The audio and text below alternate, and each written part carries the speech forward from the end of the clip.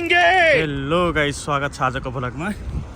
जिन्दगी यस्तै छ साथीहरू, हिँड्दा हिँड्दै हाँस्ने र हाँस्दा हाँस्दै बाँच्ने। क्या बात कर रहे हैं?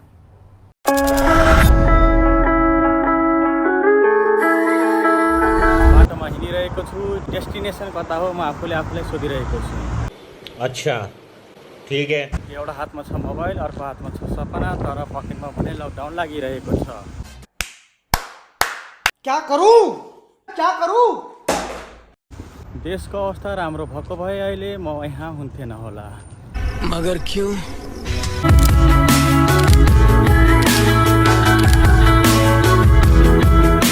तर जिन्दगीले भन्छ हार्डवर्क गरेरै सिक।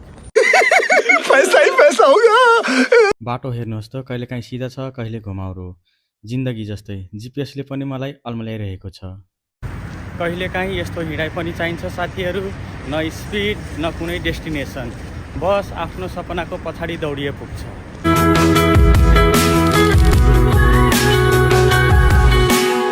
म भने क्यामेरातिर हेरेर हिँड्दैछु, मान्छेहरूले पागल ठान्नन् भन्ने डर बिना, किनभने आफ्नो कन्टेन्टमा फोकस गर्दै। यहाँ हिँड्दा मान्छेहरूलाई हेर्दा मजा आइरहेको छ, किनभने कोही सिइओ जस्तो बनेर हिँडिरहेका छन् भने अच्छा कोही मन्डे जस्तो।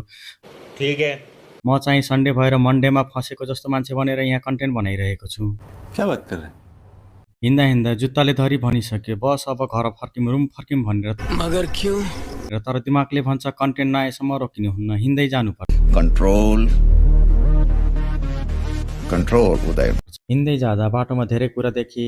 कोही साथी दाजुभाइहरूसँग भेटेर मोबाइल निकालेर हाँस्दै फोटो खिचिरहेका छन् भने कोही काममा जानको लागि हतारिँदै, कोही भने कामको पर्खाइमा बसिरहेका छन्।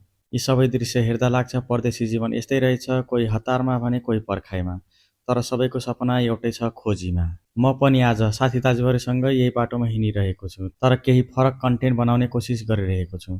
सायद आज पर्फेक्ट छैन, तर कोसिस चाहिँ साँचो छ। यदि तपाईँहरूको माया, साथ र सपोर्ट रह्यो भने पक्कै एक न एक दिन अझै राम्रो कन्टेन्ट लिएर आउने छु। भिडियो जे जस्तो भए पनि माया र सपोर्ट गरिदिनु होला। ये कलयुग है साहब, यहाँ आप चाहे कितने भी अच्छे कर्म क्यों ना कर ले, मगर फल तो आपको बाजार से ही खरीद कर खाना पड़ेगा।